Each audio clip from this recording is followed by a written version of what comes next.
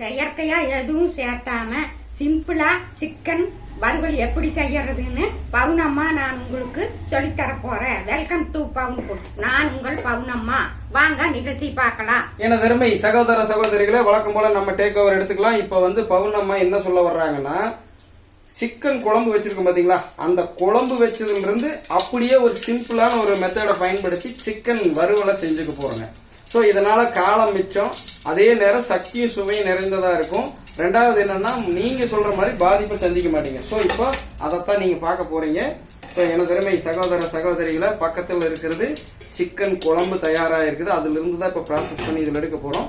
அதுக்கு முன்னாடி இப்போ நம்ம நாட்டு கடல் எண்ணெய் பயன்படுத்தி வைக்கிறோம். யாராவது சிக்கன் சூடு யூரிக் ஆசிட் ரைஸ் ஆகுதுங்கிறவங்க சங்கடமே விடாம என்ன பண்றீங்கன்னா சுக்க போட்டுக்குங்க. இப்ப நம்ம வெங்காயம் நிறைய எடுத்துருக்கோம். ஸோ எதுக்கு அப்படின்னு சொல்றேன். ஸோ பாத்தீங்கன்னா வெங்காயம் கொஞ்சம் நிறைய எடுத்திருக்கோம். நார்மலா பயன்படுத்துறத விட வெங்காயம் கொஞ்சம் கூட. ஏன்னா இப்ப இதை பாத்தீங்கன்னா சாஃப்ட் சப்பாத்திக்கும் பயன்படுத்த போறோம். பிரியாணிக்கு பயன்படுத்துறதோட மட்டும் இல்லாம சாஃப்ட் சப்பாத்திக்கு கொஞ்சம் கிரேவி மாதிரி இருந்தா இன்னும் சூப்பரா இருக்கும். ஸோ வறுவல் தான் பிரியாணிக்கு சாப்பிட போறோம், சாப்பாட்டுக்கு சாப்பிட போறோம். அதே நேரம் என்ன பண்ண போறோம், சாஃப்ட் சப்பாத்தி பவுன் ஃபுட்ஸுடைய மல்டி பர்பஸ் ஆட்டா செய்ய விடுங்களா, அந்த ஆட்டால நம்ம பாத்தீங்க அப்படின்னா சாஃப்ட் சப்பாத்தி செய்வோம். அதற்கு கிரேவியாவும் தொட்டுக்கலாம். ஸோ கேள்வி கேட்ட ஒரு சகோதரிக்காக நம்ம இதே வாங்குறோம். இப்ப என்னன்னா, இப்ப இது இருக்கு இல்லைங்களா, பொன்னிறமா வறுக்க வேண்டாம். நல்லா புரிஞ்சுக்க. இந்த பச்சை வாசம் போனதோட சரிங்களா.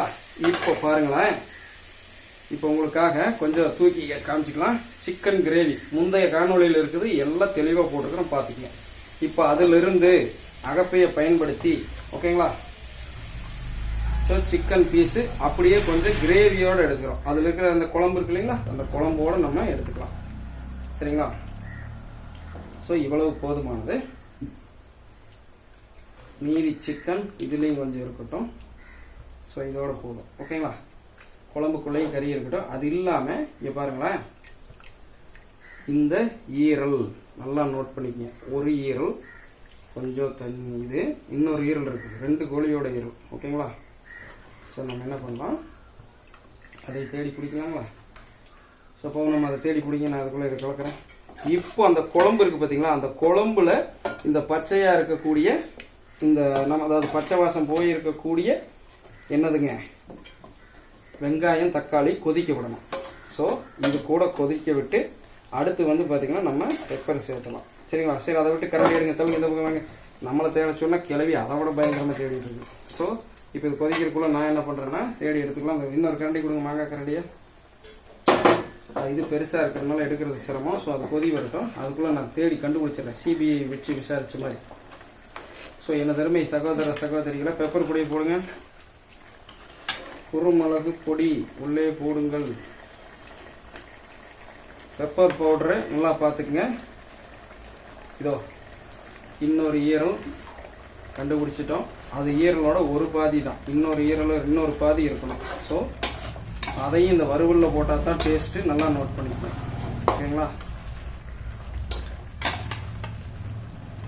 கிடைச்சிருச்சு இல்ல, சுத்தி பிடிச்சிட்டோம்ல. இங்க பாருங்க, போடுங்க. இப்போ இந்த உப்பு போடுறதுக்கு முன்னாடியே இந்த குருமிளகு காரம், வெங்காய காரம், தக்காளியோட புளிப்பு எல்லாம் இந்த கறியில இறங்க விடுங்க. உப்பு போடுறதுக்கு முன்னாடி நல்லா நோட் பண்ணிக்கங்க. ஸோ இந்த கிரேவி வேற மாதிரி இருக்கும். வேற எதுவுமே நம்ம சேர்த்த போவதில்லை. சாதாரண வெங்காயம், தக்காளி, குருமிளகு பொடி. ஸோ அது கூட நம்ம இந்த மிளகா கூட்டு ஏற்கனவே ஆட்டுறப்போ மரச்சக்கு நல்லெண்ணெய் அல்லது கடலெண்ணெய் பயன்படுத்திங்க. அங்க சுக்கு வச்சிருப்போம். ஸோ அது கூட பாத்தீங்கன்னா வரமிளகாய், சீரகம், சரிங்களா, கொத்துமல்லி, சின்ன வெங்காயம், தேங்காய் இதெல்லாம் வச்சு அரைச்ச குழம்புல இருந்து அந்த கிரேவியை அப்படியே வர்ற மாதிரி எடுத்துருக்கிறோம். வெங்காயத்தை பக்குவமா பயன்படுத்திக்கிறோம். இப்ப இந்த கிரேவியில இந்த வெங்காயம் வெந்து அதோடைய சாறு இறங்கணும் இந்த குழம்புல. ஸோ இந்த ஈரல்லையும் நல்லா படணும் அந்த இதுகள்லாம். ஸோ வேற லெவல்ல டேஸ்ட் வரும்.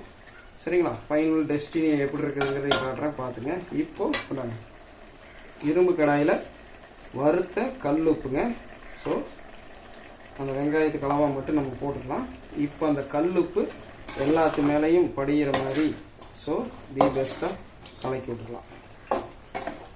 சரிங்களா? இது கூட இன்னும் ஃப்ளேவருக்கு கருவேப்பிலை கொத்தமல்லி தழை வேணுங்கிறவங்க போட்டுக்குங்க. புதினா இது கூட வேண்டாம், கருவேப்பிலும் கொத்தமல்லி தலையும் மட்டும் போட்டுங்க. வேற லெவலில் உங்களுக்கு கிடைக்கும்.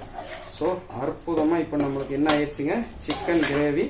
இதை வந்து அத்தாவசரத்துக்கு சப்பாத்திக்கு கூட தொட்டுட்டு சாப்பிடலாம், சாஃப்ட் சப்பாத்திக்கு.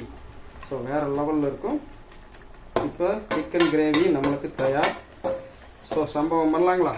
அடுத்து நல்லா இந்த ஈரல் மேலே நல்லா அந்த குழம்பு வர்ற மாதிரி படிகிற மாதிரி வச்சுக்கோங்க.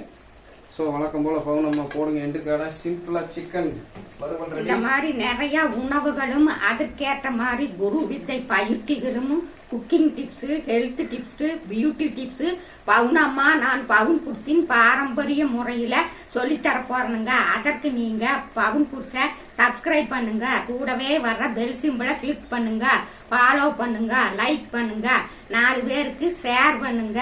எல்லோரும் இயற்கையோடு இணைவோம், இன்பமாய் வாழ்வோம். நான் உங்கள் பவுனம்மா. நன்றி, வணக்கம்.